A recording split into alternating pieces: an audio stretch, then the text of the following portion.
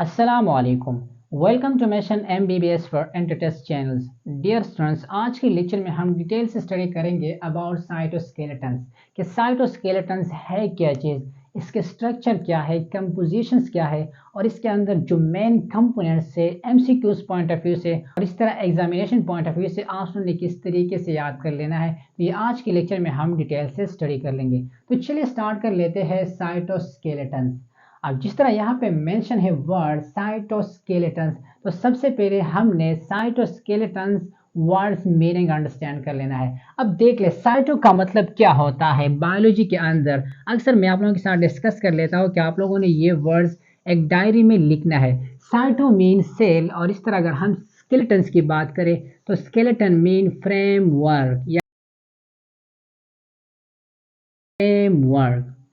अब इसका क्या मतलब, सेल फ्रेमवर्क, यानी साइटोस्केलेटन्स जो होता है ये सेल को एक फ्रेमवर्क देता है, उसको एक खास किस्म शेप देता है। एग्जांपल, अगर मैं आपके साथ एक जनरल कंसेप्ट शेयर करूं, लेट्स सपोज मैं एक ह्यूमन हूं। अब ह्यूमन का बॉडी का जो फ्रेमवर्क है वो क्या है, ह्यूमन स्केलेटन्स। लेट्स सपोज ये मेरा क्या है, हैंड है। अब इसका काम क्या है, कंट्रैक्शन एंड रिलैक्सेशन। अब ये कौन कर लेता है, मसल कर लेता है। और चूंकि मसल्स के अंदर हमारे पास डिफरेंट कंट्रेक्टाइल प्रोटीन प्रेजेंट होता है, लेकिन अगर यहाँ देखा जाए एक फ्रेमवर्क भी है।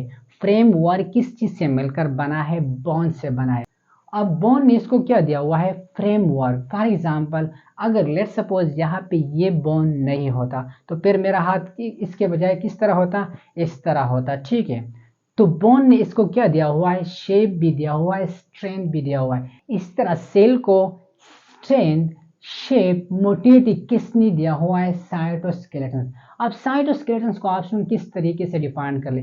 फॉर एग्जांपल, जिस तरह यहाँ पे मैंने डायग्राम से शो किया हुआ है साइटोस्केलेटन। लेट सपोज ये जो बोर्ड आप लोगों को नजर आ रहा है, ये हमारे पास क्या है, एक सेल्स है। अब सेल्स के अंदर चूंकि हमारे पास डिफरेंट ऑर्गेनेली प्रेजेंट है, जो कि ऑलरेडी हम डिस्कस कर चुके हैं प्रीवियस लेक्चर में। For example like endoplasmic reticulum, ribosomes, इस तरह माइटोकॉन्ड्रिया, इसके अलावा दीगर और ऑर्गेनेली भी पॉसिबल है। अब इन सारों को किसने कनेक्ट किया हुआ है, ये कनेक्ट किया है किसने, साइटोस्केलेटन ने। जिस तरह यहाँ पे हमने शो किया हुआ, ये हमारे पास क्या है, एक साइटोस्केलेटन्स का 3D स्ट्रक्चर है। अब आप किस तरीके से डिफाइन कर लेंगे, साइटोस्केलेटन्स आर साइटोप्लाज्मिक। अब चूंकि हमारे पास क्या है, सेल का साइटोप्लाज्मिक हिस्सा है। अब cytoskeletons are cytoplasmic eukaryotic cell, why not prokaryote mention here specifically. तो डिस्टोन ये point at the end of lecture MCQs point of view से मैं आप लोगों के साथ डिस्कस कर लूंगा कि why not specifically present in prokaryote cell. तो साइटोस्केलेटन्स क्या है, cytoskeletons are cytoplasmic eukaryotic cells which are made of extremely minute and tubular proteinaceous structure are known as cytoskeletons। ये किस चीज से मिलकर बना है, प्रोटीनेशियस स्ट्रक्चर से। हम डिटेल से डिस्कस कर लेंगे माइक्रोट्यूब्यूल्स के अंदर इस तरह माइक्रोफिलामेंट्स और इस तरह इंटरमीडिएट फिलामेंट्स। अच्छा नेक्स्ट पॉइंट पे यहाँ पे हमने क्या डिस्कस किया है, it make the frame structural framework inside the cell. जिस तरह हमने डिस्कस किया लेक्चर के स्टार्ट में कि ह्यूमन का जो स्ट्रक्चर है यानी ह्यूमन स्केलेटन, ये किस चीज ने बनाया हुआ है, बोन्स ने, और इस तरह जो मसल्स वगैरह है, लेकिन मेन किस चीज का किरदार है, बोन्स का। इस तरह सेल्स के अंदर मेन किस चीज का किरदार होता है, साइटोस्केलेटन्स का। इसके अलावा साइटोस्केलेटन्स का एक और भी किरदार है सेल्स के अंदर, वो क्या कर देता है, mechanical support. Mechanical support cells को देता है, मोटिलिटी देता है। मोटिलिटी किस तरीके से, फॉर एग्जांपल अगर हम स्पर्म सेल्स की बात करें, उसके अंदर ये क्या कर देता है, साइटोस्केलेटन्स हेल्प देता है, जो कि हम डिटेल से लेक्चर के अंदर भी डिस्कस कर लेंगे। और इस तरह अगर हम बात करें, सेल की शेप जो होता है वो क्या कर लेता है, मेंटेन कर लेता है। ये कौन कर लेता है, ये सारी चीजें हमारे पास साइटोस्केलेटन्स। तो डियर स्टूडेंट, ये तो हो गया साइटोस्केलेटन। ये क्या है, हमारे पास एक साइटोस्केलेटन्स का 3D स्ट्रक्चर है। अब इस डायग्राम्स को आप स्टूडेंट ने अंडरस्टैंड कर लेना है, ठीक है। MCQs पॉइंट ऑफ व्यू से भी आप लोगों को बहुत हेल्प देंगे, और इस तरह एग्जामिनेशन पॉइंट ऑफ व्यू से अगर ये क्वेश्चन एग्जाम में आ गया तो आप लोगों ने डायग्राम्स को भी अंडरस्टैंड कर लेना है और डायग्राम्स को भी थोड़ा बहुत लेबल कर लेना है। अब किस तरीके से देख ले स्टूडेंट्स, ये हमारे पास क्या है, साइटोस्केलेटन्स का स्ट्रक्चर्स, ठीक है, डायग्राम। यहाँ पे जो कलर से मैंने शो किया हुआ है ये क्या है, हमारे पास सेल मेम्ब्रेन्स, और इस तरह ये भी हमारे पास क्या है, सेल मेम्ब्रेन्स। अब सेल मेम्ब्रेन्स के अंदर हमारे पास पहले हुए साइटोस्केलेटन्स। साइटोस्केलेटन्स के पेयर डिफरेंट कंपोनेंट्स है लाइक माइक्रोट्यूब्यूल्स, जो कि हमने ग्रीन कलर से शो किया हुआ है। इस तरह अगर देखा जाए इंटरमीडिएट फिलामेंट जिसके अंदर हमारे पास डिफरेंट ऑर्गेनेल्स होते हैं like ribosomes, endoplasmic reticulum, mitochondria, और इस तरह राइबोसोम्स वगैरह। ये कौन कनेक्ट कर लेता है, इंटरमीडिएट फिलामेंट, जो कि हमने ब्लू कलर से शो किया हुआ है। फिलामेंट्स की बात करें तो माइक्रोफिलामेंट यहाँ पे हमारे पास पड़े हुए हैं। इन तीनों को यहाँ पे हम डिटेल से स्टडी कर लेंगे, जो कि एमसीक्यूज पॉइंट ऑफ व्यू से बहुत इंपॉर्टेंट है। सबसे पहले हम आते हैं साइटोस्केलेटन्स की डिस्कवरी। साइटोस्केलेटन्स का डिस्कवरी किस साइंटिस्ट ने किया था, ये भी आप स्टूडेंट ने याद कर लेना है एमसीक्यूज पॉइंट ऑफ व्यू से। एक साइंटिस्ट था जिसका नाम था कोल्ट जोफ, जिसने 1928 में उसको स्टडी किया था। किसको, इन्हें डिस्कवर किया था, साइटोस्केलेटन्स। और अगर इसकी लोकेशंस की बात करें तो लोकेशन जनरली हमारे पास कहाँ पे पाया जाता है, साइटोप्लाज्म्स, ठीक है, साइटोप्लाज्म हो गया जनरल इंफॉर्मेशन, जो कि एमसीक्यूज पॉइंट ऑफ व्यू से आप लोगों ने याद कर लेना है। अब हम आते हैं माइक्रोट्यूब्यूल्स। माइक्रोट्यूब्यूल्स क्या चीज़ है, तो ये हमारे पास एक कंपोनेंट है साइटोस्केलेटन्स का। अब सबसे पहले आप लोगों ने इसकी लोकेशन, अगर लोकेशंस की बात करें तो डियर ये हमारे पास matrix of eukaryote cells present होता है। Matrix of eukaryote, I mean eukaryote cell, ठीक है। इसके अलावा अगर हम स्ट्रक्चर्स की बात करें तो स्ट्रक्चर भी आप लोगों ने अंडरस्टैंड कर लेना है, जो कि एमसीक्यूज पॉइंट ऑफ व्यू से बहुत इंपॉर्टेंट है। और स्ट्रक्चर की अगर हम बात करें तो सबसे पहले आप लोगों ने ये सेंटेंस याद कर लेना है कि माइक्रोट्यूब्यूल हमारे पास क्या होता है, होलो, इस तरह अनब्रांच्ड सिलेंड्रिकल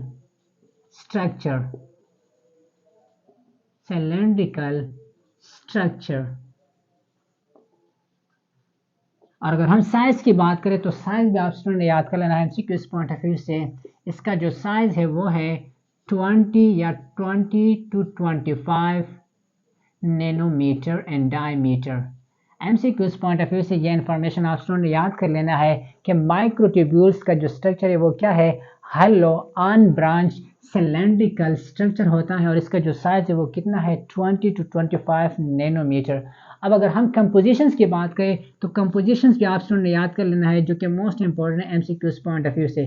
कंपोजिशंस की अगर हम बात करें ये किस चीज़ से मिलकर बना है, ये मिलकर बना है ट्यूबुलिन प्रोटीन। अब दो किस्म की ट्यूबुलिन प्रोटीन होते हैं, अल्फा एंड बीटा।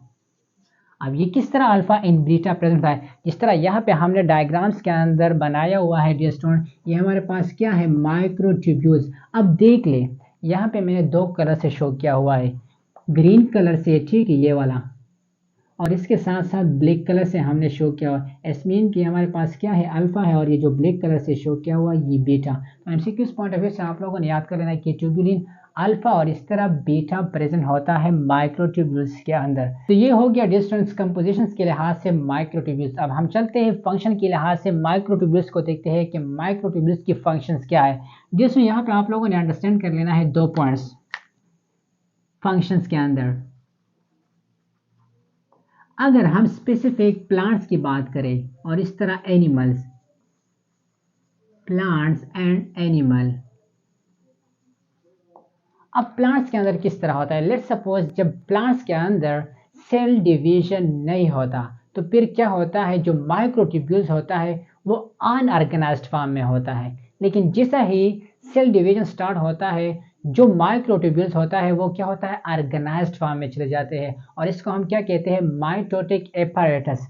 ये वर्ड्स आप लोगों ने याद कर लेना है, माइटोटिक एपैरेटस, माइटोटिक एपैरेटस।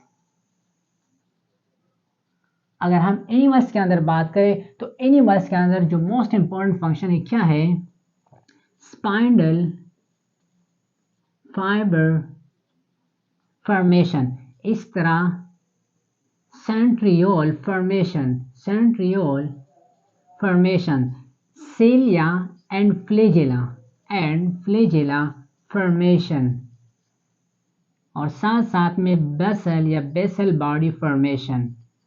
ये कौन कर लेता है? सारा का सारा माइक्रोट्यूब्यूल्स के अंदर होते हैं। Spinal fibre formation, centriole formation, इस तरह सेलिया एंड फ्लैजेला फॉर्मेशन, इस तरह बेसल बॉडी फॉर्मेशन। तो ये एमसीक्यूज पॉइंट ऑफ व्यू से याद कर लेना है। सेंट्रियोल किस तरह होता है, सेलिया एंड फ्लैजेला किस तरह होता है, बेसल बॉडी फॉर्मेशन किस तरह होता है, वो नेक्स्ट लेक्चर में हम डिटेल से एक एक को डिस्कस कर लेंगे। यहाँ पे मैं थोड़ा बहुत कंसेप्ट देता हूँ स्पाइनल फाइबर से रिलेटेड कि स्पाइनल फाइबर्स की फॉर्मेशन किस तरह होता है, जो कि इसके अंदर 2-3 एमसीक्यूज पॉसिबल है, वो यहाँ से मैं आप लोगों का क्लियर कर दूंगा किस तरीके से। फॉर एग्जांपल यहाँ पे मैं एक जनरल डायग्राम बना लेता हूँ। लेट्स सपोज ये हमारे पास एक सेल है, ये क्या है? एक सेल्स है। अब सेल्स के अंदर यहाँ पे हमारे पास क्या पड़े हैं? सेंट्रोसोम। ये क्या है? Centrosome, centrosomes. और सेंट्रोसोम्स के अंदर क्या होते हैं? सेंट्रियोल। क्या होते हैं? सेंट्रियोल। ये क्या है? सेंट्रियोल, जो कि 90 एंगल पे प्रेजेंट होता है। ये क्या है? सेंट्रियोल। अब डियर स्टूडेंट, ये क्या है? सेंट्रियोल। यहां पे हमारे पास क्रोमोसोम्स प्रेजेंट होते हैं, ठीक है, बटरफ्लाई फॉर्म में। ये क्या है? क्रोमोसोम बटरफ्लाई फॉर्म में। अब देख ले स्टूडेंट, यहाँ पे इसको कनेक्ट किया है एक चेन ने। ये क्या है? हमारे पास एक चेन है, इसने सेंट्रियोल और जो क्रोमोसोम है उसको कनेक्ट किया हुआ है। और ये चेन के हमारे पास क्या है? Spinal fibre. अब डियर स्टूडेंट, यहां जिस जगह पे ये कनेक्ट है, यानी ये वाला पॉइंट, इसके थ्रू ये कनेक्ट है, और इस पॉइंट को हम क्या कहेंगे? Kinetochore core. अच्छा, ये प्रोसेस सारा कहाँ पे होता है? ये सेल डिविजन्स के अंदर होता है। जिस तरह यहाँ पे हमने डिस्कस किया कि प्लांट्स और एनिमल्स के अंदर इसका फंक्शन क्या है? Cell division. अब सेल डिविजन्स का आप लोगों ने डिफरेंट फेजेस पढ़े होंगे, माइटोसिस और इस तरह एमाइटोसिस। अब माइटोसिस के लिए आप लोगों ने फॉर्मूला याद किया होगा, पामार्ट, ठीक है, पामार्ट। अब पामार्ट का क्या मतलब? एम से मेटाफेज, इस तरह ए से एनाफेज एंड टीलीफेज। तो डिस्टोन ये कौन सी फेज में होता है? अब प्रोफेज में क्या होता है? यहाँ पे इनिशिएशन होता है किस चीज की? क्रोमोसोम्स की।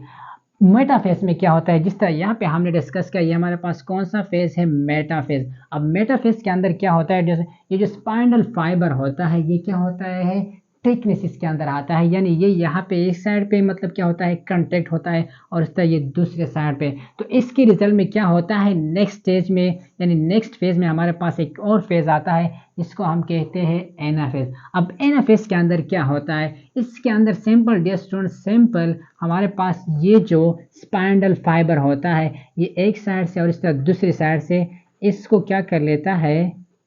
ब्रेक कर लेता है। तो रिजल्ट में क्या बनता है? हमारे पास जो क्रोमोसोम्स होते हैं वो सेपरेट होते हैं, और इस तरह फिर हमारे पास जो लास्ट फेज है टीलोफेज, इसके अंदर ये थ्रेड लाइक स्ट्रक्चर जो है स्पाइनल फाइबर, ये क्या होता है? डिसअपियर होता है। तो इट्स मीन कि आप लोगों ने एमसीक्यूज पॉइंट ऑफ व्यू से याद कर लेना है कि मेटाफेज में क्या होता है? ये जो स्पाइनल फाइबर होता है थिकनेस इसके अंदर आ जाता है, और जो हमारे पास एनाफेज होता है इसके अंदर क्या होता है? ये जो क्रोमोसोम्स होते हैं वो सेपरेट होते हैं। तो एमसीक्यूज पॉइंट ऑफ व्यू से ये इन्फॉर्मेशन आप स्टूडेंट ने याद कर लेना है। नेक्स्ट में हमारे पास जो है centriole formation, cilia and flagella, और इस तरह बेसल बॉडी अलग लेक्चर में हम डिटेल से स्टडी कर लेंगे। तो ये था हमारे पास माइक्रोट्यूब्यूल से रिलेटेड इन्फॉर्मेशन, जो कि एमसीक्यूज पॉइंट ऑफ व्यू से आप स्टूडेंट ने याद कर लेना। क्या है माइक्रोफिलामेंट? जिस तरह यहाँ पे हमने डिस्कस किया कि इसकी लोकेशन क्या है? Matrix of eukaryote cells present होता है। तो ये पॉइंट्स इसके लिए भी आप लोगों ने याद कर लेना है। ये कहाँ पे होता है? Matrix of eukaryote cells present होता है। अब इसका स्ट्रक्चर क्या है? इसका स्ट्रक्चर भी हमारे पास unbranched like fibril and definite length इसका स्ट्रक्चर है। अगर साइज के लिहाज से माइक्रोफिलामेंट्स को देख ले तो इसका साइज कितना है 7 या इस तरह 8 नैनोमीटर, कुछ बॉक्स में 8 भी मेंशन है। एमसीक्यू पॉइंट ऑफ व्यू से ये साइज वगैरह आप लोगों ने डीप से याद कर लेना है। इसका साइज कितना है 7 to 8 नैनोमीटर और माइक्रोट्यूब्यूल्स का कितना है 20 to 25 नैनोमीटर। अब इसके कंपोजिशंस क्या है, जिस तरह यहाँ पे हमने डिस्कस किया कि इसके कंपोजिशंस क्या है, ट्यूबुलिन प्रोटीन यानी अल्फा एंड बीटा, इसके कंपोजिशंस क्या है ये आप स्टूडेंट ने याद कर लेना है, बहुत इंपॉर्टेंट है कंपोजिशंस। कंपोजिशंस की अगर हम बात करें डियर स्टूडेंट्स तो कंपोजिशंस के अंदर हमारे पास आता है एक्टिन, इस तरह ट्रोपोमायोसिन और ट्रोपोनिन्स। अब देखिए डिस्टेंट डायग्राम्स के अंदर जिस तरह यहाँ पे मैंने शो किया हुआ है रेड कलर से ब्रांच की फॉर्म में, यानी ये 2 है, ठीक है। तो ये हमारे पास क्या है डियर स्टूडेंट, ट्रोपोमायोसिन और ये 2 ब्रांच है, ठीक है। एमसीक्यू पॉइंट ऑफ व्यू से ये भी आप स्टूडेंट ने याद कर लेना है। इस तरह अगर देखा जाए यहाँ पे मैंने जो सर्कल किया हुआ है ये क्या है, एक्टिन है, एक्टिन, और ये भी ब्रांच में है, ठीक है। एफ और इस तरह जी, एफ मेन फिलामेंटस, इस तरह जे मेन ग्लोबुलर प्रोटीन। तो ये किस चीज से मिलकर बना है, एफ एंड जी।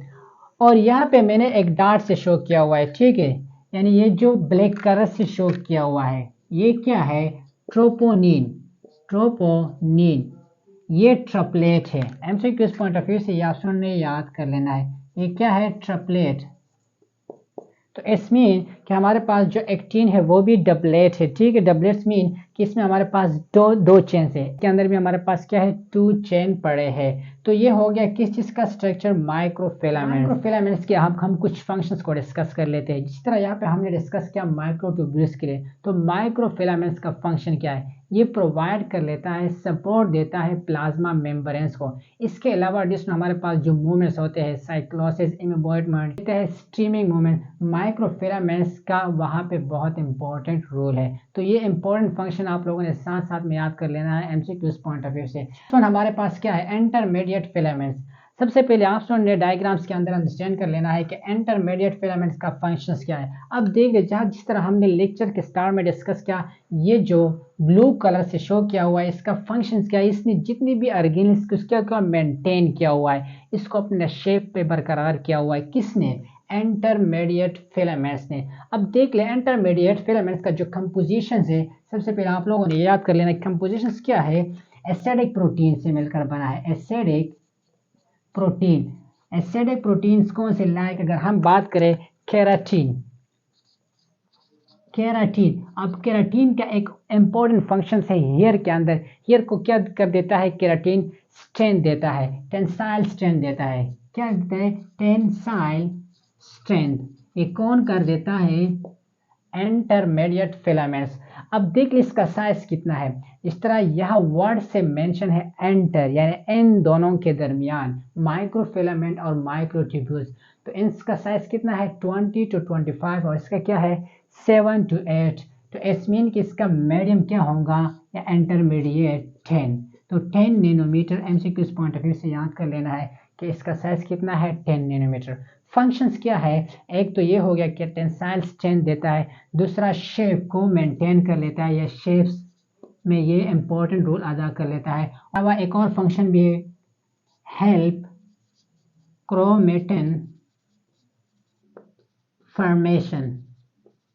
ये कौन कर देता है, इंटरमीडिएट फिलामेंट।